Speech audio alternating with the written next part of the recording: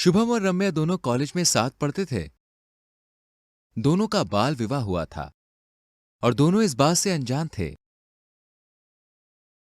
रम्या दिखने में काली लेकिन छरहरे बदन की होती है, जिससे वो काफी सुंदर दिखती है और कॉलेज का हर लड़का उसका दीवाना था।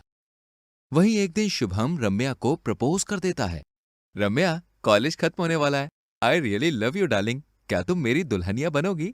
इतना गोरा चिट्टा हैंडसम लड़का है यार। अगर इसे मैंने मना कर दिया, अगर पापा लाइफ टाइम ऐसा लड़का ढूंढेंगे तो फिर भी नहीं मिलेगा। शुभम, आई एम ग्लैड कि मैं तुम्हारे जैसा लाइफ पार्टनर पाऊंगी। I love you too baby. फिर रम्या और शुभम गले लग जाते हैं। वहीं जैसे ही दोनों की पढ़ाई पूरी हो जाती है, शुभम के पेरेंट्स कहते हैं, आज शुभम का रिजल्ट आने वाला है।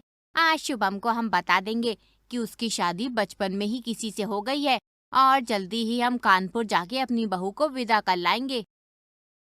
हाँ रचना, अब बहू आ जाए तो तुम भी थोड़ा काम से छुट्टी ले पाओगी। बेबी, तुम मुझसे कितना प्यार करते हो। इतना कि तुम्हें लाइफ टाइम अपनी पलकों पर बैठा के रखूंगा। कभी तुम्हें खुद से दूर नहीं करूंगा मेरी जाने मन। हटो, सीरियस बात कर रही हूँ यार। मुझे तुम्हें कुछ ऐसा शॉकिंग बताना है कि जिससे शायद तुम मुझे छोड़कर ही चले जाओ। नेवर। बताओ भी क्या हुआ? मैं शादीशुदा हूँ। पापा ने बचपन में मेरी शादी अपने दोस्त के बेटे से करवा दी थी और कल उन्होंने मुझे ये बात बताई। कह रहे थे कि अगले महीने मेरा गौना करने वाले हैं। बेबी, अगर प्यार करते हो तो भगा ले चलो, वरना हम कभी एक साथ नहीं हो पाएंगे। मैं उस शादी को कभी नहीं मानती। और मानना ही क्यों है?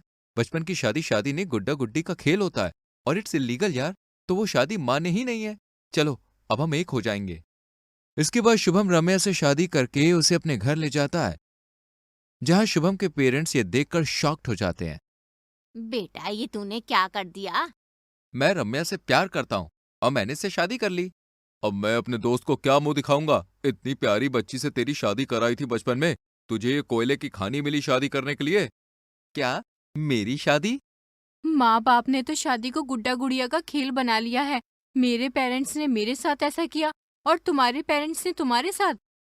अरे अरे, देखो तो शरीर के साथ मन भी काला है।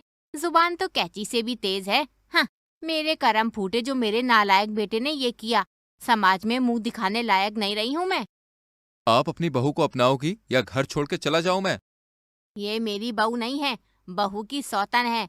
हाँ, और देखना जल्दी ही मैं अपनी बहू को विदा करके लेकर आऊंगी और इसे धक्के मारकर घर से बाहर निकाल दूंगी।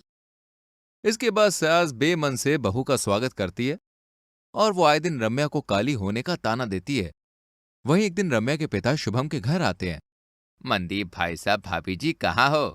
क्या हुआ भाई साहब, आप रो क्यों रहे हो? कहीं इनको पता तो नहीं चल गया शुभम की करतूत का? माफ करना भाई, मेरी बेटी। क्या हुआ हमारी बहू को? भाई साहब, माफ करना, हमसे बहुत बड़ी गलती हो गई। गलती वो तो हमसे हुई है। हमारी बेटी किसी के साथ मुंह काला करके भाग गई और हमें जीने लायक नहीं छोड़ा। माफ करना भाई, अपने बेटे की शादी दूसरी जगह करा दो। बेटी भाग गई? भाई, बेटा तो हमारा भी भगा कर लाया है किसी को।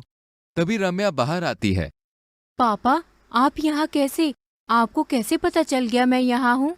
वही सब ये देखकर शौक कि कितनी अजीब बात है कि पेरेंट्स ने जिस घर में रिश्ता तय किया था, बच्चे अपने आप वहां तक पहुंच गए। ये तो संजोग की बात है। हाँ भाई, हम क्या सोच रहे थे और भगवान की दया से सब अच्छा हो गया। ये क्या हो रहा है? कोई मुझे बताएगा?